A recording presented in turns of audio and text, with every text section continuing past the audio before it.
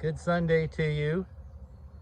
June 12th, Dan on the Sunny Slope Funny Farm with Fowl Play. As always, never a day goes by where we don't have something to do. And I got to introduce you to a couple of unique birds that we came across lately. So follow me.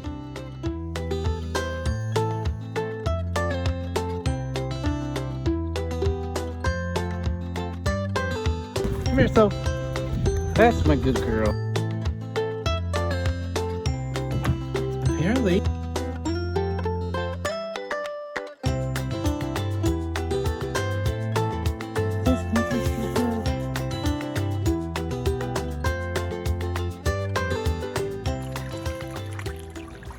so before we check out some of the other things we've been doing out here on the farm, look at this garden.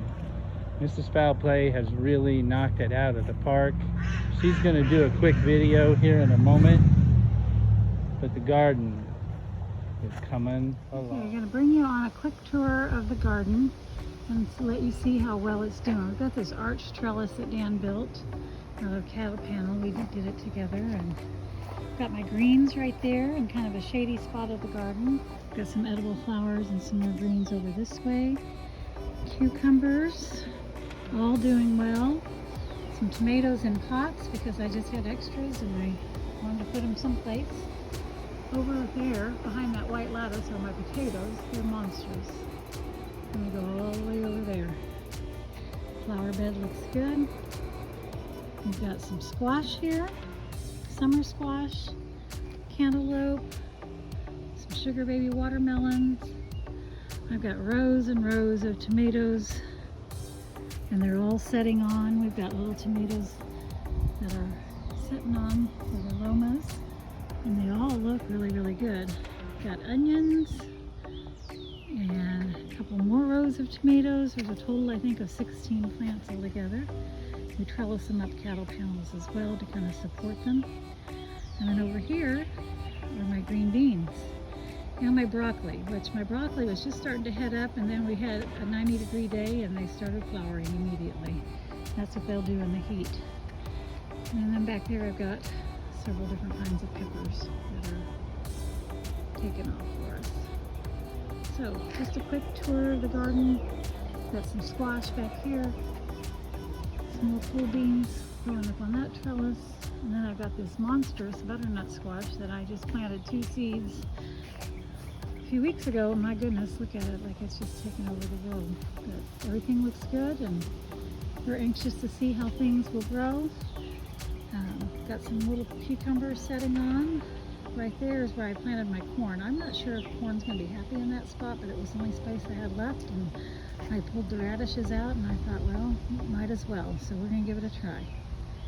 So that's our summer garden in June. What alien breed of chicken landed on the chicken farm here at Fowl Play? What kind of chicken is this? But you remind me of somebody. I know who you remind me of, you two.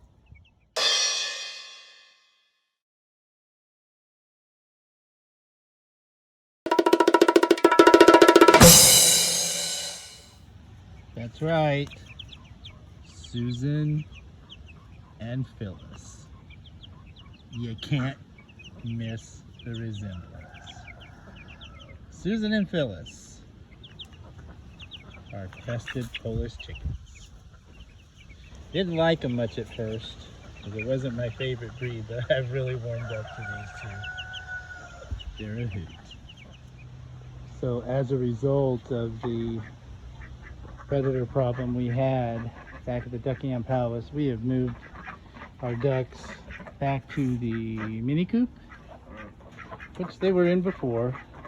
You see them there. I'm going to turn on the light here because it's starting to get dark. There's some light. But what I wanted to show you, maybe it's better during the day, look at our boy. Look at our boy Duct Tape. Hey buddy, he's getting his colors. Look at this guy. He's getting kind of that ring, that white ring around his neck. And so that's Duct Tape. He's a good boy. He's getting his colors. And the other sweet ladies, they're hard to tell apart, so we just call them duct tape and his daisies, or as our granddaughter puts it, duct tape and his little Elenas. But look at that color. That's a nice profile there, duct tape. Nice job, buddy. So the Motel 6 is now officially the Motel 6.5. Why is it the Motel 6.5? Because I did give it a bit of a makeover. And this structure I built last fall out of complete scraps. I'm going to step in here. I built it out of scraps and whatever lumber I had laying around. PVC pipe, you know, as posts, and an old gate that we happen to have here on the farm. But I had 2 tarps over it that were just kind of cheapy tarps, and they held up really well. So I did invest in a little bit of lumber and kind of beefed up the ceiling. This is, you know, this is all rigged, still using the structure that I already had in place. I tried to peak the roof a little bit so water would run off. I had a huge problem with water in the rain. It would sag down to here and I have to push all the water off. So hopefully we've solved that problem now, because we really are going to need this space for some additional birds we have coming. I built a kind of a new shelter within the shelter, because this is kind of a coop and run, kind of the mini coop of the mini coop. And so I beefed up the tarps overhead, put double heavy duty tarps, and tried to put them in a way where the water will run off. But this thing has really, despite, we'll leave the light off for you, despite the fact that I built it hurriedly last fall when our birds were so sick, and it's held up. I am just shocked. And normally you see maybe the chicken wire here. We would not normally use chicken wire as a barrier between predators, but we have not had a problem. I put kind of double layer of chicken wire at places. We have not had a problem with predators getting, I think maybe because it's up so close to the house. And we got Miss Mina Marie somewhere over there. And so we got her, and so the Motel 6 is now the Motel 6.5.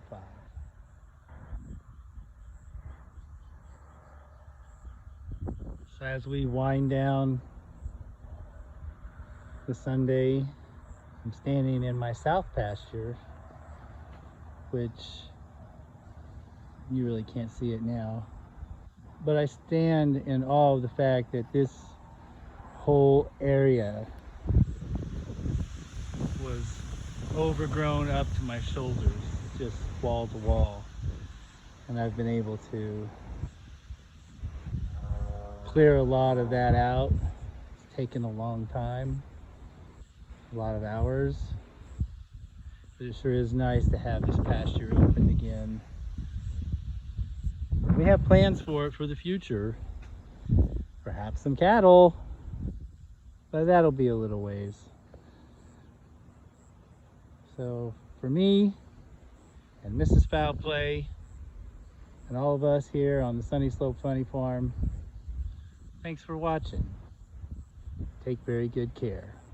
See you next time.